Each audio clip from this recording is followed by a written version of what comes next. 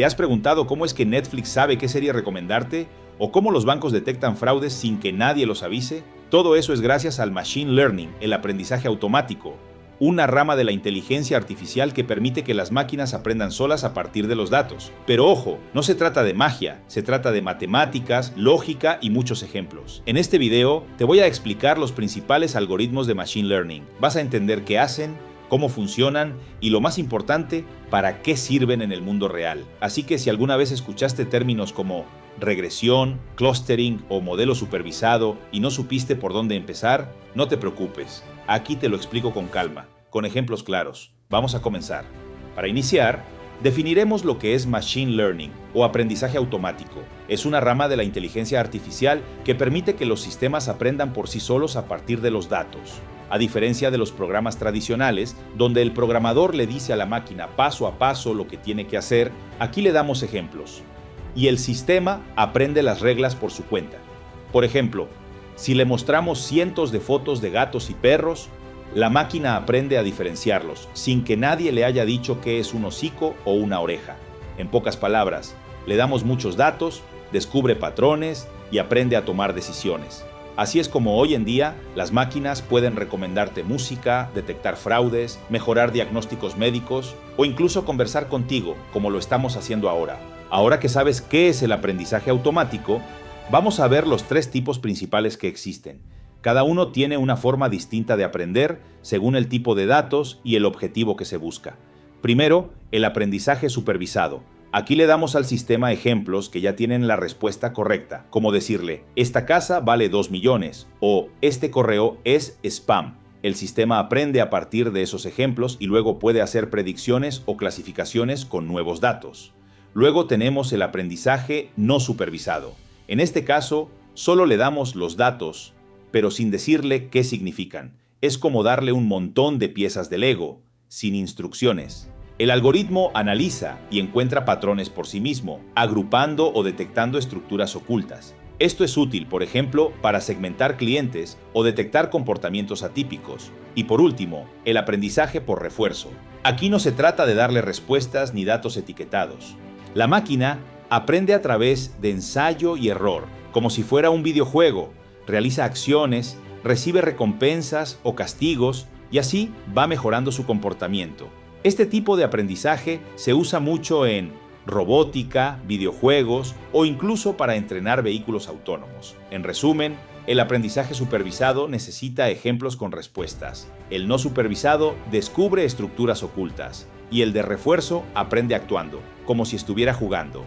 Dentro del aprendizaje supervisado, uno de los algoritmos más conocidos es la regresión lineal.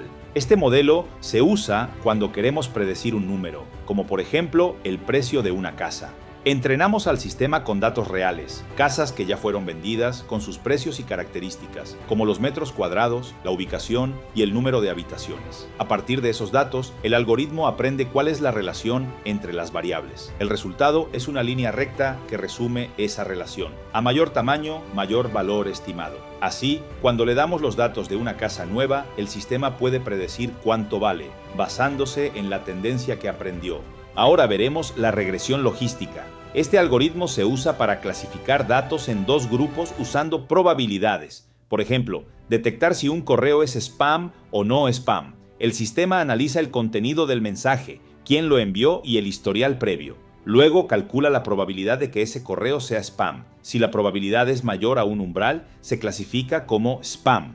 SVM, Support Vector Machine. Ahora vamos con un algoritmo potente, el SVM, o máquina de vectores de soporte. Este modelo se utiliza para clasificar elementos en dos grupos bien definidos. ¿Cómo lo hace? Imagina que tienes una nube de puntos. Cada uno representa un cliente, por ejemplo. Algunos tienen alto riesgo crediticio y otros bajo.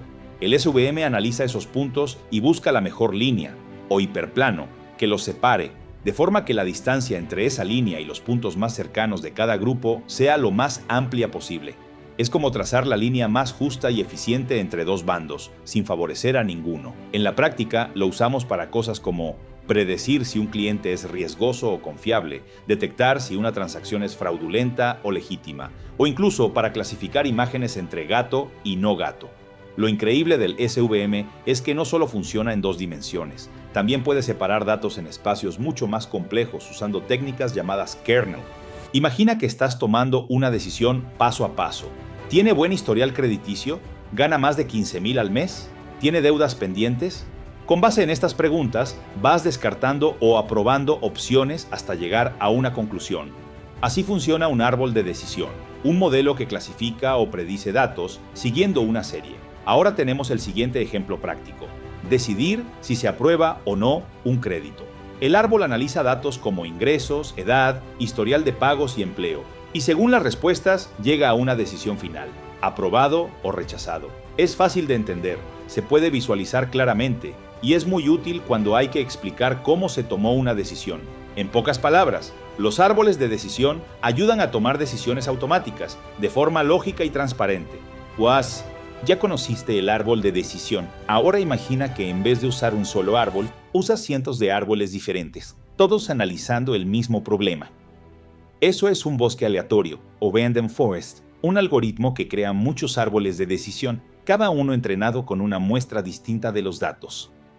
Cada árbol da su propia respuesta, y al final el sistema toma la decisión más votada entre todos los árboles. Por ejemplo, supongamos que queremos saber si una persona califica para recibir un préstamo. Un árbol podría enfocarse en su historial crediticio, otro en su nivel de ingresos, otro más en la antigüedad de su empleo. Al combinar todos esos puntos de vista, el bosque aleatorio reduce el riesgo de error y mejora la precisión. Es como tener un consejo de expertos. No te quedas con una sola opinión, escuchas varias y tomas la mejor decisión basada en el consenso. Por eso es tan usado en finanzas, medicina e incluso para predecir si un cliente abandonará una plataforma digital. Ahora entremos al mundo del aprendizaje no supervisado con un algoritmo que no necesita etiquetas previas, K-Means Clustering. Este método agrupa datos por similitud, aunque nadie le diga cuántos grupos hay o cómo se llaman. Ejemplo, imagina que tienes miles de clientes de un supermercado. No sabes quién es quién, pero sí conoces sus hábitos, qué compran, cuánto gastan, cada cuánto visitan la tienda. El algoritmo analiza esos datos y los divide automáticamente en grupos o clusters. Tal vez uno con clientes frecuentes, otro con compradores de ofertas y otro con grandes gastadores de fin de semana. Lo poderoso de K-Means es que descubre patrones ocultos en los datos y te permite segmentar sin sesgos humanos. Se usa en marketing, análisis de comportamiento, detección de anomalías y más. En resumen, K-Means es como un radar que encuentra tribus dentro de tu base de datos, aunque nadie le diga dónde buscar. A veces, cuando trabajamos con muchos datos, nos enfrentamos a un problema: demasiadas variables que confunden más de lo que ayudan. Ahí entra el algoritmo PCA, o análisis de componentes principales. Su misión: reducir la cantidad de variables sin perder la esencia de la información. Ejemplo real: en genética, cada persona tiene miles de marcadores en su ADN. Analizarlos todos es complejo, pero PCA puede condensarlos en solo unas pocas dimensiones clave, que conservan los patrones importantes. En términos simples, PCA toma un conjunto de datos gigante y lo resume en lo esencial, permitiendo visualizarlo mejor y acelerar los cálculos. Es como pasar de un archivo de 500 columnas a uno con solo 3, pero que aún dice lo más importante. Se usa en genética, visión por computadora y en cualquier proyecto donde hay muchas variables y se busca claridad. En resumen, PCA es una lupa inteligente que elimina el ruido y deja solo lo que importa. Llegamos al tercer gran tipo de aprendizaje, el aprendizaje por refuerzo. Aquí el sistema no tiene respuestas correctas ni ejemplos previos. Aprende haciendo cosas, cometiendo errores y corrigiéndose solo. Imagínate un robot que intenta aprender a caminar. Al principio se cae, gira mal, se tropieza, pero cada vez que da un paso correcto, recibe una recompensa, como un +10, y cada vez que se cae o comete un error, recibe un castigo, como un 5. Con el tiempo, el robot aprende qué acciones le traen más recompensas, y va perfeccionando su comportamiento hasta lograr su objetivo. Este tipo de aprendizaje es ideal para ambientes dinámicos y decisiones en tiempo real, como videojuegos, conducción autónoma, robots industriales e incluso trading algorítmico. En resumen, el aprendizaje por refuerzo es como entrenar a una inteligencia artificial jugando un videojuego, donde la clave no es saber la respuesta, sino aprender a ganarse los puntos. Ahora ya conoces cómo funcionan de forma general los principales algoritmos de Machine Learning, desde detectar si un correo es spam hasta predecir enfermedades, segmentar clientes o entrenar robots. Estos algoritmos están cambiando la forma en que las empresas toman decisiones, automatizan tareas y generan valor. Pero esto es solo el comienzo. ¿Quieres saber cómo aplicar esta tecnología en tu empresa o proyecto personal? ¿Tienes dudas sobre por dónde empezar? Déjame tus preguntas en los comentarios. Sígueme para más contenido sobre inteligencia artificial.